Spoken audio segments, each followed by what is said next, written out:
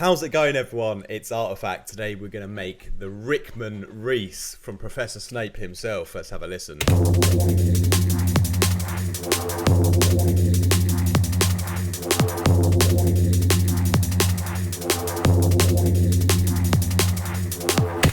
Quite interesting sound, and well, actually very interesting sound.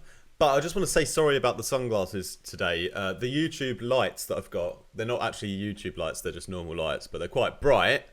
And that's all fine and well normally, but when England have played in the football and you've had a few beers and you wake up in the morning, can be a little bit bright. So excuse me for the sunglasses. But yeah, it helps you to be able to see me if that's the thing that you want to do. I don't know. Anyway, the Rickman Reese. So yesterday's video, you know, I showed you the Uber duck where you can text to speech, and I did some with Alan Rickman. Take me away now. So take me away now. Take me away now. And for some reason, it just carried on synthesizing his voice afterwards, Wait. and it just got weirder and weirder.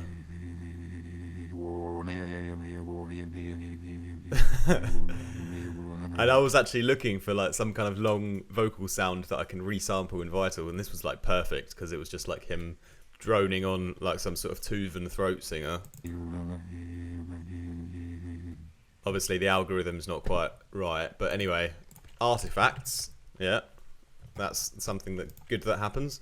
So I have resampled that kind of loop of weird noise to make this.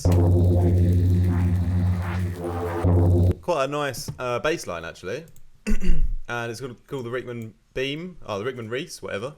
Anyway, we start off, I just looped a little bit of that audio and chucked it in the sampler to get this sound here.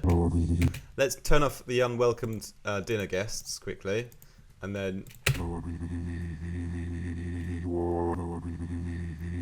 it had quite a nice rhythm already. It was like dum dum dum dum dum dum dum dum dum dum dum.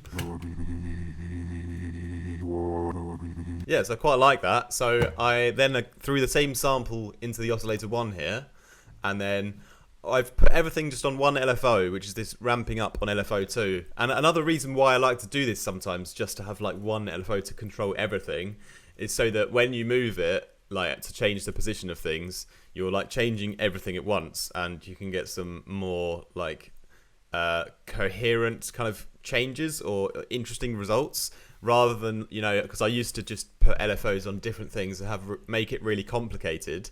But just by limiting yourself a little bit and doing one LFO on a lot of things, yeah, it just means that when you change it, you're like impacting the sound in a much greater way. So yeah, we've got this one in here on the wavetable mode, and I've just pitched it a bit and give it some unison detuning, and it just cycles through the wavetable basically with the LFO here. And that's doing this whap, whap, whap quite naturally. And I sort of just played with the position of it, so it sort of fit with the beat as well.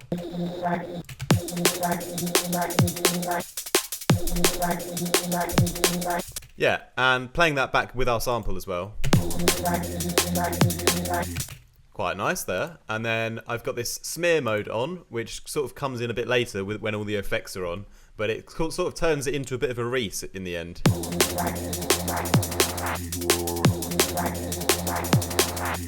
It sort of just makes things a little bit more kind of distorted and aggressive, which is quite nice. And so after that, oscillator 2, we've got basic shape sine wave, and this one's frequency modulating from the sample.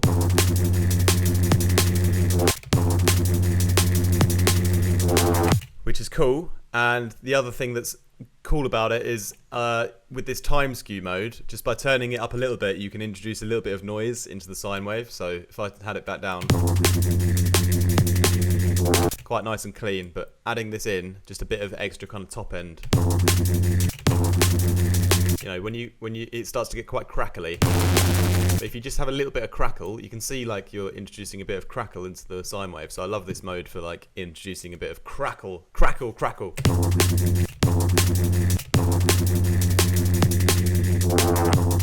just a little bit of crackle. I'm pretty happy with that altogether. And then I wanted to do some filter movement. So I've just got like a high pass filter.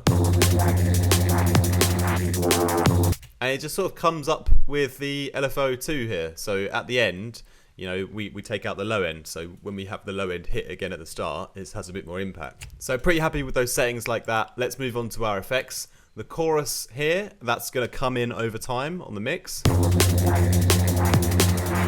After the chorus, we have a bit of distortion.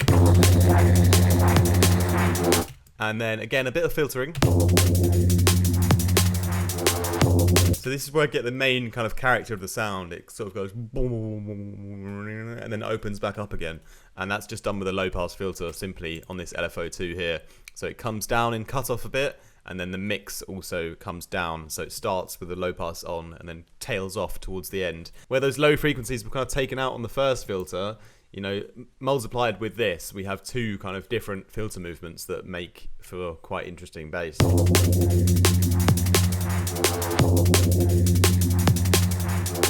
And right at the end, I've got a compressor, and this kind of just brings out those little bits of top end that were left in the sound. It just kind of crisps them up and brings them out in the mix a little bit more.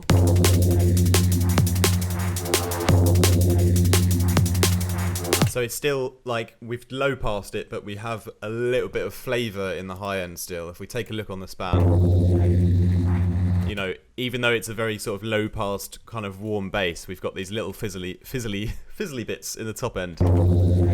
And the compressors kind of brought them out a bit. Obviously they look a bit sort of peaky and a bit like unnatural, but they're quite low in volume, so it's not like we're really boosting up some sort of high harsh peaks like really loudly. It's just a sort of little bit down there.